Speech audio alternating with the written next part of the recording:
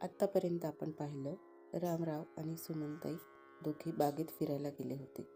रामरावांना सुमनताईंना काही गोष्ट सांगायची होती. आता पुढे.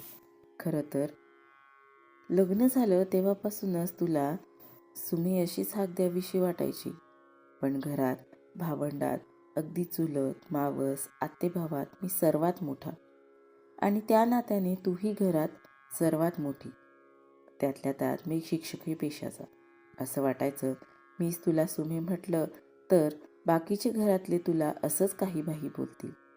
पण सुमे, अगदी मस्त सांभाळून आणलंस हो सगळंच. लग्न करून घरात आलीस आणि दुधात साखर विरघळावी तशी एकरूप झालीस. माई, अण्णा, माझे 3 भाऊ, 3 बहिणी, गावातच राहणारे चुलते, सगळी नाती किती सहज पेललीस तू. तुझ्याबद्दल कधीच कुणीच कोणतीच तक्रार केली नाही. म्हणायला मी शिक्षक, समाजात जेवढा जास्त मान तेवढाच तुटपुंजा माझा पगार. मला आठवतं एकदा सरपंच त्याच्या मुलाला घेऊन घरी आले होते. मुलाची शिकवणी घ्या म्हणून गळच घालायला लागले. तू मात्र तेव्हा शिकवणीच्या पैशाकडे न बघता त्यांना उत्तर दिलं होतंस. ज्ञानदानाचं पुण्य काम करतात हे, असं त्यांची पैशात तुलना करून पाप लावू नका. बापूला संध्याकाळी घरी पाठवत जा. मुलांबरोबर खेळेलही आणि अभ्यासही करेल. तुझ्या या उच्च विचारांची झलक तेव्हाच दिसून आली होती. सुमे, तुला कधीच वेळ देऊ शकलो नाही ग. घरात सतत पै पाहुण्यांचा राबता, येणाऱ्या जाणाऱ्याची वर्दळ नेहमीच असायची. पुढं तालुक्याच्या ठिकाणी माझी बदली झाल्यावर वाटलं आता तरी तुला वेळ देता येईल. पण तूही किती मोठ्या मनाची. तालुक्याच्या ठिकाणी आपण राहतोय म्हणून माझ्या बहीण भावांच्या पुढच्या शिक्षणाची तू नकळत सोय केलीस. पुढं सोहमचा जन्म झाला. अगदी त्या काळात एकाच मुलांवर थांबायचा धाडसी निर्णय तू घेतलास. माई म्हणायची सुद्धा, सोहमला भाऊ बहीण काहीतरी दुसरं होऊ दे, सोहम एकटा नको पडायला. पण तू म्हणायचीस आपल्या नात्या गोत्यांची शिदोरी सोहमला कधीच कमी पडणार नाही. माई अण्णांचं वयानुसार आजारपण, बहीण भावांचे लग्न, नंतर त्यांचे बाळांपण, सुख दुःख सगळं कसं हसत सांभाळलंस. सगळे आपापल्या मार्गी लागल्यावर असं वाटलं आता तरी तुला वेळ मिळेल. पण नंतर तू तुझं सगळं लक्ष सोहमवर केंद्रित केलं. त्याचं शिक्षण, नोकरी, लग्न या सगळ्यात तू त्याच्या पाठीशी होती. घरात सून आली, तिच्याशीही अगदी मस्त गुळपीट जुळवून घेतलंस.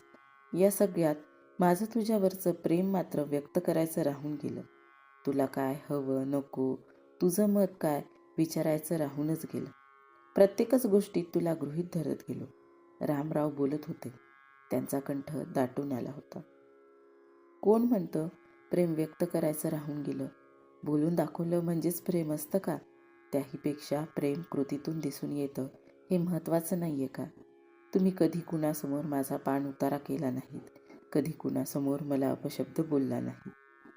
जेव्हा जेव्हा मी एखाद्या गोष्टीसाठी शब्द टाकला तुम्ही तो कधीच पडू दिला नाही.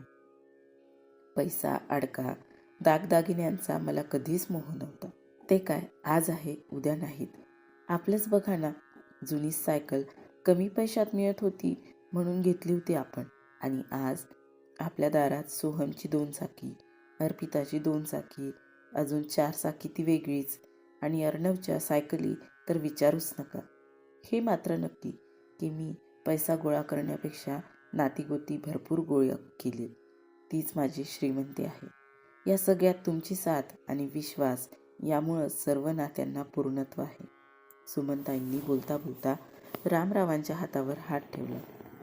सूर्य मावळतो, उगवला तो मावळणार नाही का? सुमनताई मावळत्या सूर्याकडे बघत बोलल्या. ते तर त्रिकालावादित सत्य आहे. पण सूर्य मावळतोय असा विचार करण्यापेक्षा हा संधीप्रकाश बघ ना. लाल, गुलाबी, केशरी, पिवळा किती रंगांची उधळण करतो. नीट पाहिलंस तर एक हिरवी छटाही दिसेल तुला. आपणही आयुष्याच्या या वळणावर येऊन थांबलो. आयुष्याची ही संध्याकाळ मात्र तुझ्या सहवासात, तुझ्या सहवासाच्या संधीप्रकाशात घालवायची आहे. साथ देशील मला? रामरावांनी सुमनताईंपुढं हात केला. त्यांनीही अगदी गोड हसून रामरावांचा हात पकडला. दोघंही घरी आले. सोहम कुणासोबत तरी फोनवर बोलत होता. अरे बाबा, आलात पण. आत्ताच राजा काकांचा फोन येऊन गेला. पुढच्या आठवड्यात छकुला बघायला मुलाकडचे येणार आहेत. तेव्हा तुम्ही दोघे त्यांना तिथं हवे आहात. माई अण्णांच्या जागी आता तुम्हीच आहात असं राजा काका म्हणत होते. आपली गाडी आणि ड्रायव्हर घेऊन जा. मी त्या ड्रायव्हरला आत्ताच फोन करून सांगतो. किती मोठी झाली ना आपली छकू, आत्ताच तर एवढीशी होती. सोहम आणि रामराव बोलत होते. सुमनताई मात्र कौतुकानं रामरावांकडे बघत होत्या.